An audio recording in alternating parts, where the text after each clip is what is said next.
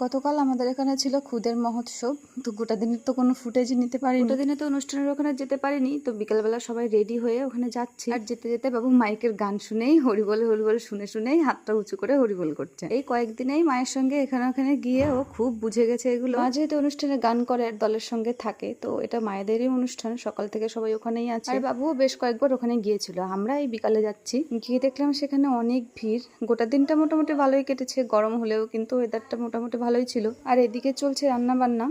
সমস্তটা দেখে প্রণাম করে আমরা বাবুকে নিয়ে বাড়ি চলে এসেছিলাম, যেহেতু প্রচন্ড গরম ছিল। ওইখানে গরমের মধ্যে বাবুকে নিয়ে থাকাটা তো ঠিক হবে না। এমনিতেও কোথাও গেলে আমি হাতে করে একটা পাখা আর জলের বোতলটা নিয়েই যাই। তবে আমরা বাড়ি আসতে আসতে বর্ডারের দিকে তাকিয়ে দেখি প্রচন্ড বেগে বৃষ্টি আসছে আর হাওয়াও ছেড়েছে। আমরা পুরো দৌড়ে বাড়িতে ঢুকেছি। বাড়িতে ঢোকার সঙ্গে সঙ্গে মুষলধারে বৃষ্টি শুরু হয়ে গেছে। মোটামুটি 10-15 মিনিট বৃষ্টি হয়েছে, কিন্তু খুব জোরে বৃষ্টিটা হয়েছে। তারপর বাড়িতে এসে বাবুকে একটুখানি খাইয়ে দাইয়ে নিয়ে মোটামুটি ওই সন্ধ্যার পরে পরে আমরা চলে গিয়েছিলাম খেতে, যেহেতু বৃষ্টি হয়েছে আর চারিদিকে প্রচুর কাদাও হয়ে গেছিল। আর ওইখানেও প্রচুর ভিড় ছিল, তবে যেখানটাতে গান হয়েছিল সেখানে তো কোনো কাদা ছিল না। আমরা গিয়ে সেইখানেই বসেছিলাম। আর এত ভিড়ের কারণে কোনো ফুটেজ সেভাবে নিতে পারিনি। তবে মেনুতে ছিল খুদের ভাত, তার সঙ্গে আলু আর ছোট মাছ ভাজা, আর তার সঙ্গে ছিল আলু সিদ্ধ, শুকনো লঙ্কা ভাজা, আর ছিল টক শাক।